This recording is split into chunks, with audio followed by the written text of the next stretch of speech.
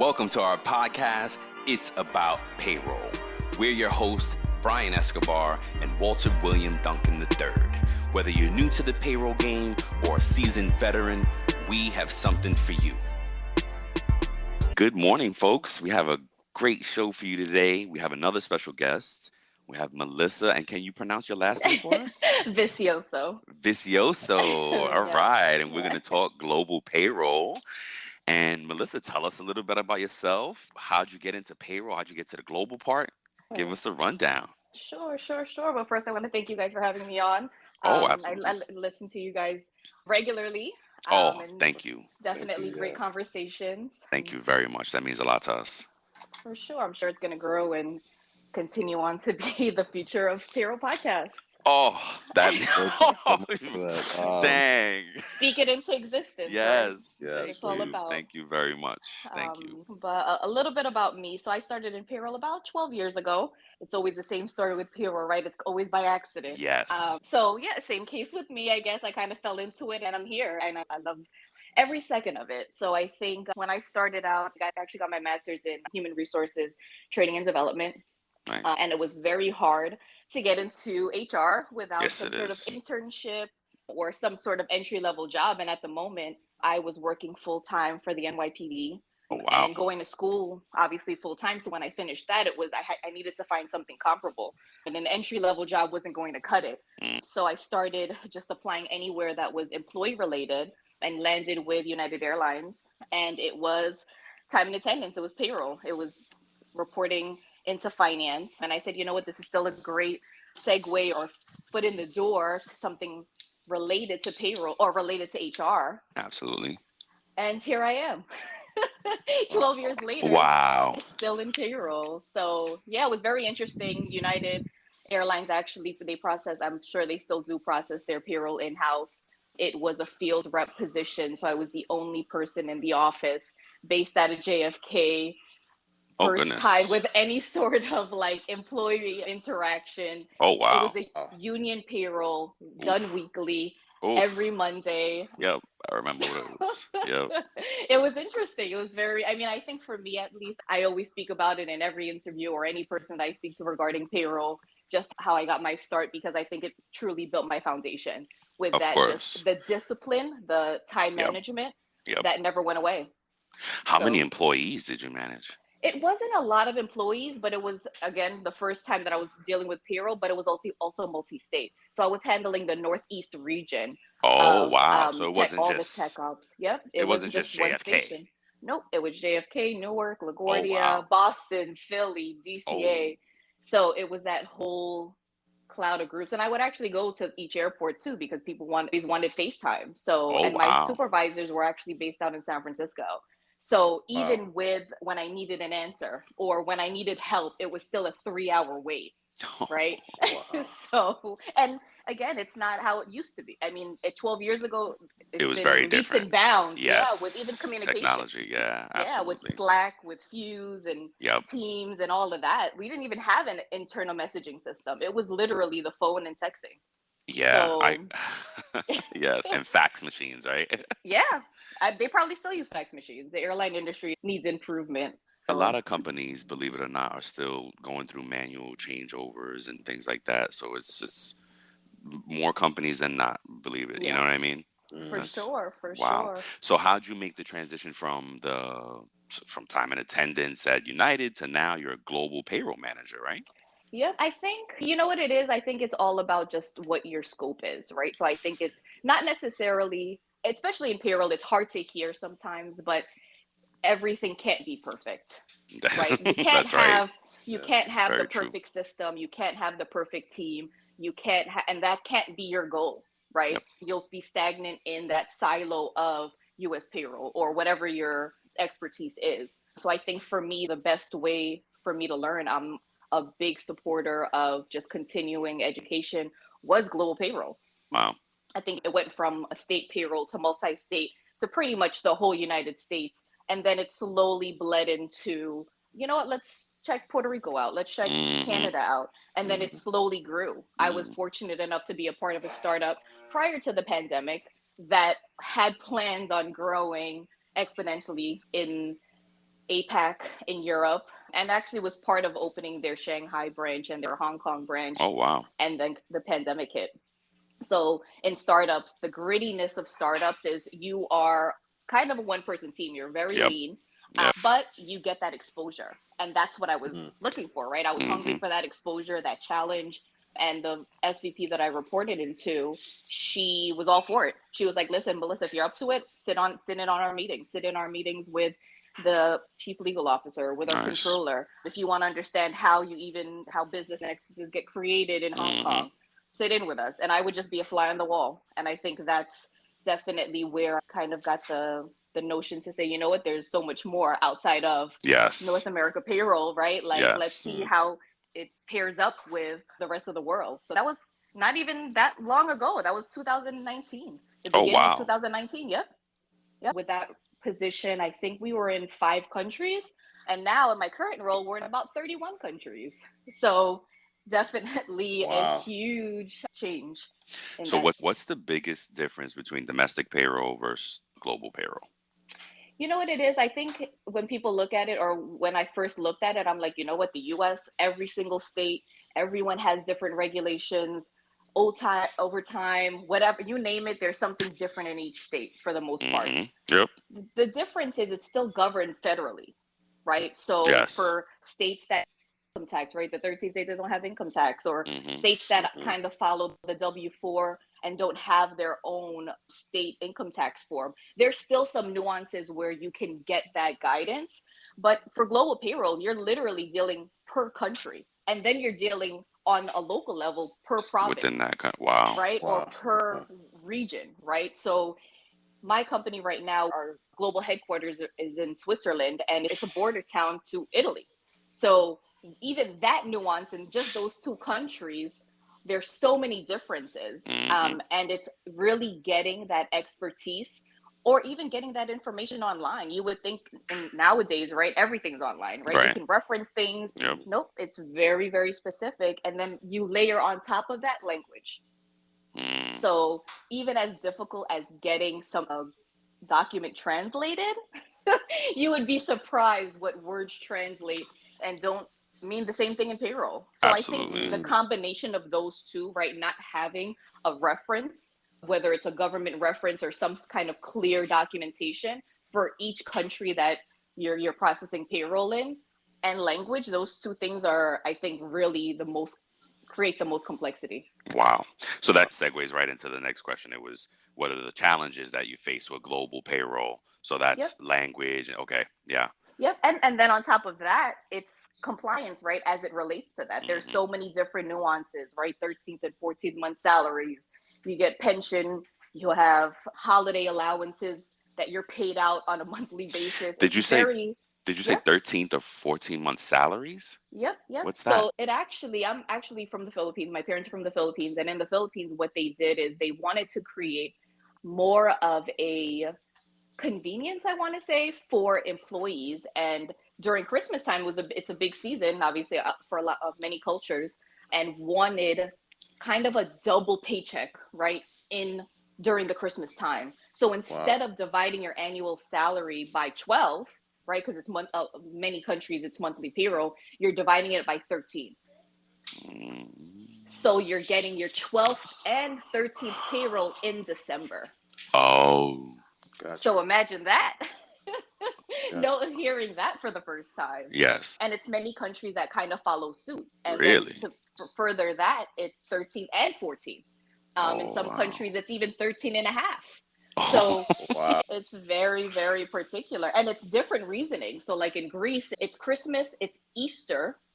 And that's strange, right? That's not really a common thing, especially in payroll. It's not even recognized really federally in the US for it to be a bank holiday or anything. But yeah, so it's very, very Spain. It's many countries that actually have that 13th and even 14th month salary. So now and it's funny. So have you seen that book out there by Anita Latink? How to Select Your Next Payroll? Yeah, I got it. And I haven't read it cover to cover yet, but I flipped through it when these topics come up. Sure enough, she has a multi-country chapter, and she breaks it down. It's gonna be very similar like any payroll, right? You're gonna have an in-house, outsourced, or a hybrid type of solution. What's how do you solve it for it? How do you guys solve for it? Is it for that There's 31 country differences? there's a different layer to that, right? So very similar to the US, and I'll just try to relate it a lot back to the US because you guys are the experts in that too, is when you create a new nexus in each state, it's very similar to creating presence in a new country. So it's not as easy as getting an outsourced vendor. It's getting an EOR, right? It's getting an employer of record to act as your legal entity in that country if you don't have a presence there, right? Hmm. Especially in the pandemic where you just hired one remote employee in South Yeah. Korea, Oh my God. right? Yep. You're Hmm. not going to open a business, right? So Right. you have to then, before even getting to that point where you want to hire that person, you have to understand, right? What are the regulations there? Do we have to pay out of a local bank account? So it's not only finding the outsourced vendor, it's finding if you have to do an EOR model, if you can do just a managed service and open a payroll registration. So it's much more thought into just hiring that one person. Hmm. Mm. Yep. And we're a cybersecurity IoT company. So it is very particular with the type of engineers or security advisors we're hiring. So when they find that person, we need to hire them. We'll go through Wow. whatever hoops we have to, and that becomes very difficult. I'm sure you can imagine, right? With Hmm. in Yep. again in some countries like the Kingdom of Saudi Arabia, you need a local bank account. You cannot pay an employee From a through foreign bank account. form for a bank account. It will appear as a wire payment, which can sometimes constitute as fraud. Hmm. Hmm. So it's more than just picking a vendor. So that's actually, I listed that as one of my challenges. It's finding a vendor that can provide that kind of compliance and that level of expertise even prior to hiring an employee. Wow.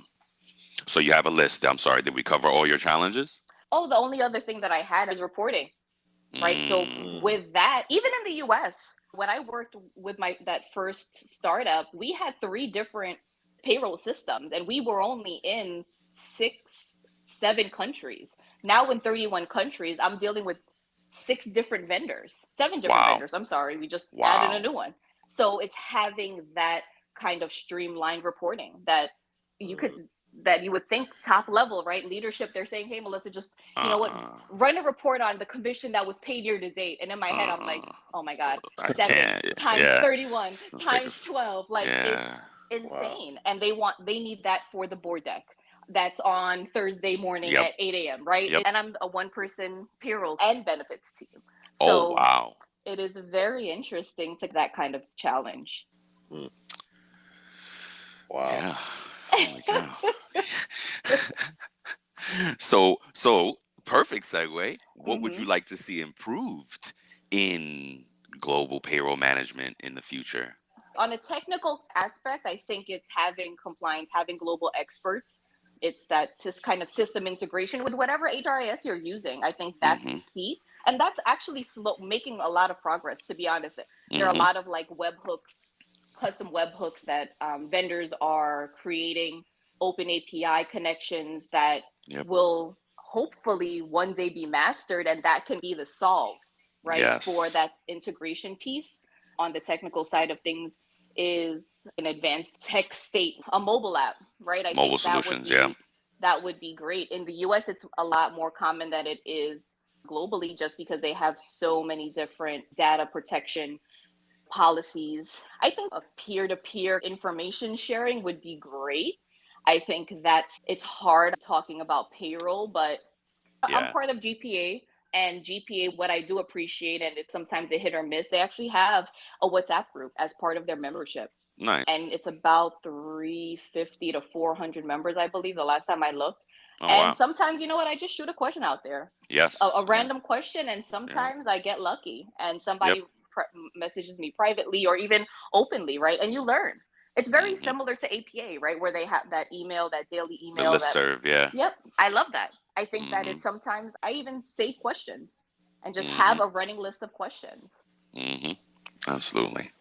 All right. We have some things that we wanted to cover too for businesses because this season we're rounding out this season, which is for business owners, right? You're a business owner, much like the company you got involved with, which is really lean, like you said, and Yep. you were able to learn all these things. Now, what is the business owner that you work with? How do they make this decision? What do they think about? Oh my gosh, they're going global, right? And please correct us if I'm wrong. If we're missing anything, you let us know.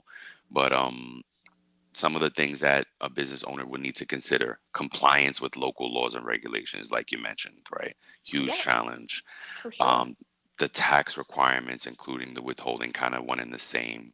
Cultural difference and language barriers, like you said. Great list, Walter. Thank you so much. Clear communication channels and processes, reporting. Yep, you said it. This hit it. Reliable payroll system that can handle multi-current. Ooh, that's interesting. So Yeah. let's talk about that for a second. So you don't have one system. You use different systems to handle the currencies and the different areas you're in, right? You Yep, said correct. 7 vendors to manage 31 countries. Yep, yep. It's a big deal, especially when we have a lot of trust accounts as well through our payroll vendors. That's the actual solution, to be honest, without having to open a bank account of our own. Wow. On the finance side, you can imagine filing every single Forget month, about it. right? Yeah. Not only are you reconciling our four main or five main bank accounts, now you have seven, eight trust accounts that you also have to reconcile. Wow. So it's definitely not even on the payroll person. It's definitely a combined or collaborative effort of HR as well as finance. Wow. That's crazy. And then you're So, dealing with exchange rates too, right? oof. So it's a whole lot that you're dealing with, especially if you're processing payroll on the 15th for a 30th pay date. Mm, I'm sure you guys know how much the exchange rate can change in those 15, hmm 16 days. Oh So gosh, it's yes. even explaining that. Sounds like Wow. fun. Goodness gracious. And then again, segue, same thing, understanding local markets, the compensation practices, social security and benefit requirements, and what that looks like in other countries.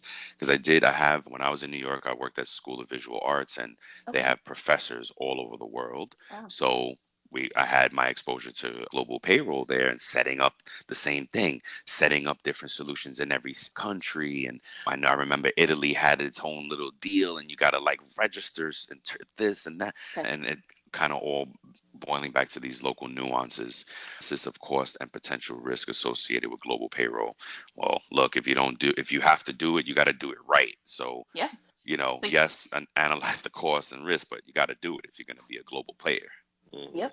And that's something that a lot of, unfortunately, some companies don't look at, right? They always look at payroll as a support department, right? You're not Hmm. creating revenue, right? And I Yep. think I've always went into every single position that I held into the role of how ROI is really considered into payroll, right? It's the Yes. utilization of the system. I It's love has it. a lot to deal with just the attrition rate, right? How Yep. are you retaining talent? Are you ensuring that there's transparency in their payroll? Are they fully understanding their full total reward scheme of things? So I think that definitely plays a huge part. I think payroll's role in that is, I don't know, if not the majority of it, Hmm. definitely all of it.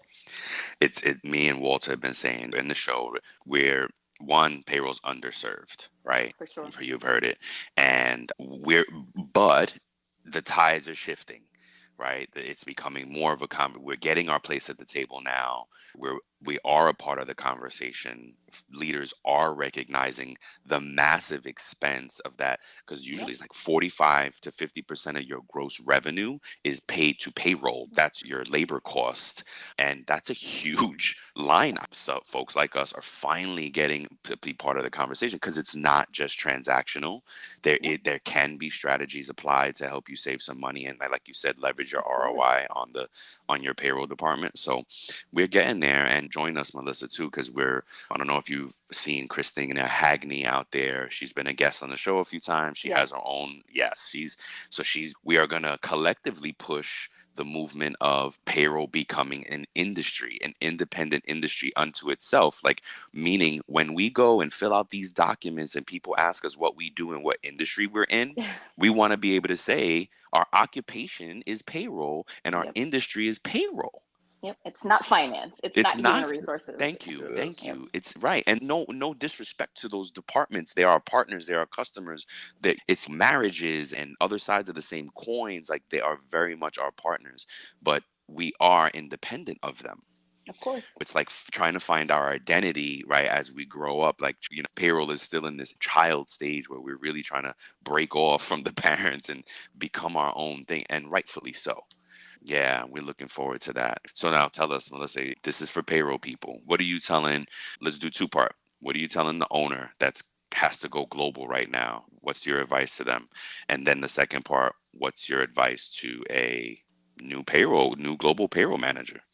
Sure. So I think on the owner side, I think what's key, right? And it's key in anything, but more so in global payroll is really doing the research, right? It's really sitting down with your recruitment team and putting a process together on when you can hire someone in a new country, right? I think Yeah. that ultimately will solidify where you How? land Yeah. in the success of global payroll, right? The minute that you have at least the majority of your ducks in a row and you have everybody on the same page, it's tying back to what you're saying. It's having payroll at the table, right? It's Yep. having a seat at the table. It's again, you aren't a lawyer. We're not lawyers. We're Right.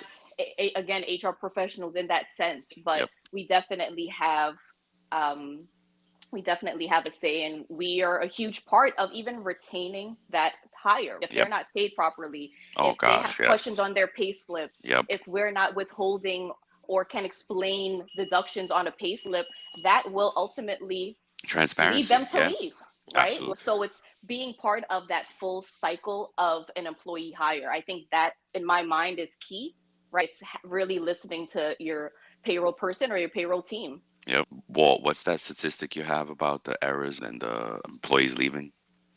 Oh, basically, it said after there's an error with their first paycheck, that like 50% of them start looking for another job if there's Yeah. an error. And In their that sounds right. first paycheck. That's crazy. In their first paycheck. Because you have to think about it. Global payroll, you're paid monthly, right? So Oh, if you don't have that flexibility, I'm the majority, you okay. don't have that That's what I was gonna flexibility. ask. Well, it's the large majority. You're paid Mm, monthly. So really? if that 30th paycheck or 31st paycheck is incorrect and you have to pay your bill, you have to pay your mortgage, you have to pay your kids' tuition or whatever the case may be, what are you doing in that 1 week, that first week, or maybe that first 2 weeks of the payroll person or payroll vendor figuring out what went wrong, right? Wow. Mhm. So I can understand why people would want to leave.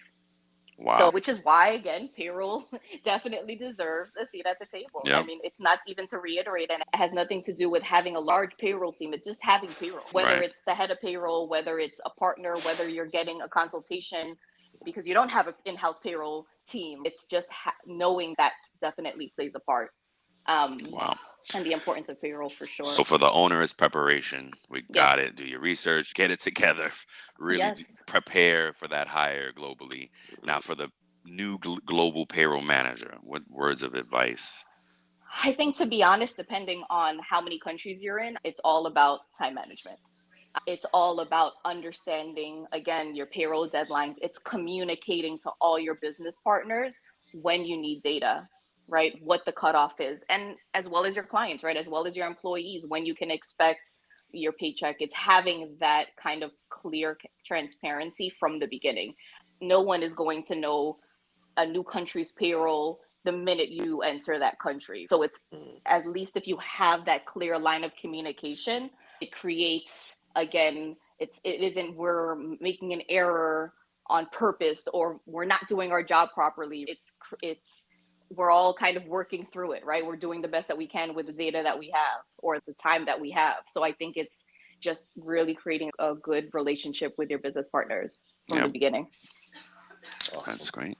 Walt, do you have any? Have you had global payroll in your? Not yet. Not yet, right? Mhm. Okay. Yeah, I had the small stint in SES VA, and it was fun. It was cool. I could definitely see the challenge in it, and I remember China was a big challenge, like setting up Oh yeah, Nexus and all that stuff, and it's that a was big. very right. Yeah. Yeah. It's provincial. So it's provincial, Yes. and then in each province it's a progressive tax rate. So Mm.